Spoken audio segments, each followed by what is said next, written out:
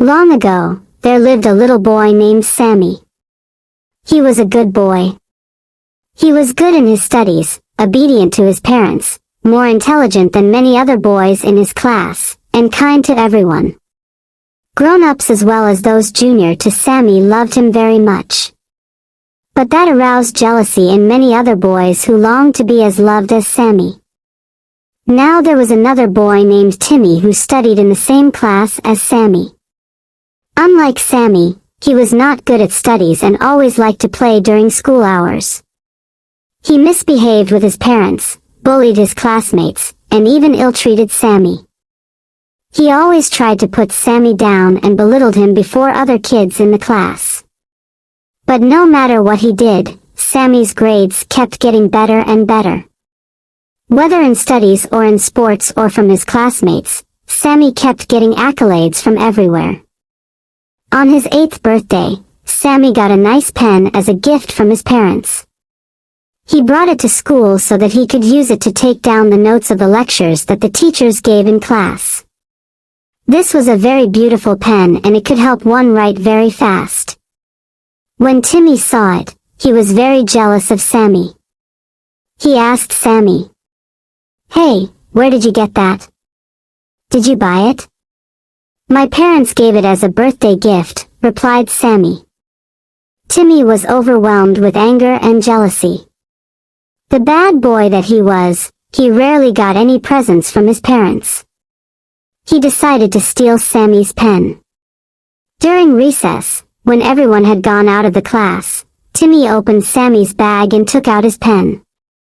Then he hid it inside his bag and went out to have his tiffin. When Sammy came back and could not find his pen, he informed his class teacher about it. There was a hunt for the missing pen and the class teacher ordered the class monitor to search the bag of every child inside the class. The missing pen was soon found in Timmy's bag and the furious teacher asked the errant boy, "Now Timmy, what do you have to say about it?" Timmy was in tears. He had nothing to say. When Sammy saw Timmy cry, he took pity on the boy. The kind boy that he was, he had no ill feelings against his classmate. He requested his class teacher not to take any action against Timmy, now that his stolen pen was found. This opened Timmy's eyes. He could now see what a good boy Sammy was. He asked for forgiveness from his teacher and Sammy. From that day, he became friends with Sammy and gradually changed himself to be as good as Sammy. Everyone began to love Timmy and Sammy was proud of his new friend. Despite being hurt by Timmy, Sammy gave him back only love in return. This is how we should also treat our enemies. Who knows?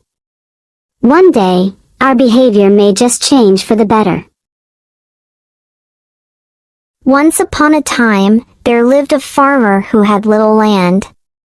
His name was Tuan and he was a very kind and good-natured person. He lived in a hut on his land with his wife and children and earned by selling whatever crops he could produce on his small land. Tuan loved to help others. Whenever someone fell ill or needed something badly, Tuan was there to help that person. If someone died in the village, Tuan assisted the family members of the deceased person in whichever way he could. If anyone fell ill at night, Tuan was right beside the village doctor to help him prepare the medicines and tend to the sick. There seemed to be none who hated this man. He appeared to be loved by one and all. But there was one person who hated Tuan with all his heart. He was Juan, a neighbor of Tuan, who lived on the land next to him. A lazy person by nature, Juan hardly put in as much effort to cultivate his land as Tuan did to produce crops on his own. So when the harvest season arrived every year, Juan found that he had very few crops to sell. Tuan, on the other hand, earned a handsome profit through the selling of his products. One year, Juan could no longer contain his jealousy. Just days before Tuan was to reap his harvest, Juan set fire to his crops at night. Tuan was asleep at this time, and it was only the alertness of one of his other neighbors that saved much of his crops from being perished in the deadly flames of the fire that Tuan had lighted. When the flames were doused, Tuan saw which direction the fire had started from. Tuan's animosity towards him was unknown to Tuan. But he let the matters rest and decided to take action only if he saw Tuan repeating his dastardly act once again. That year, Tuan managed to sell the rest of his crops at a good price, but he could not make much profit, for a good part of his produces had been burnt. He had a heavy heart, but he did not like to tell anyone about it. Only days later, Tuan was awakened by the sound of lamentations. He went out to find a crowd beside Tuan's hut. He rushed to find that Tuan's son had fallen ill. He found that the village doctor was unable to provide a cure for his illness. Tuan knew what he had to do. He untied his own horse and rode it. Then he rushed to the town that was 10 miles away and fetched a more experienced doctor who lived there. This doctor was able to guess the disease correctly and provided an exact cure for it. Within hours, the boy was found to sleep soundly, and Tuan went with the doctor to take him back to the town. A day later, Tuan went to Tuan's hut and began to weep bitterly. He confessed to his sins but was surprised when Tuan told him that he knew about it all. "You knew that I had set fire to your crops? And still, you fetched the doctor for my son?" asked the astonished Tuan.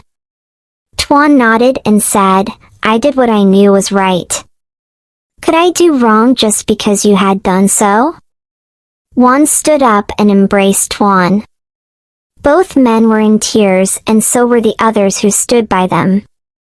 From that day, Tuan changed himself. Within a year, he could produce many crops on his land through his hard work. When the others asked him how he had changed so much, he only replied, "It was the goodness and love of Tuan that transformed me."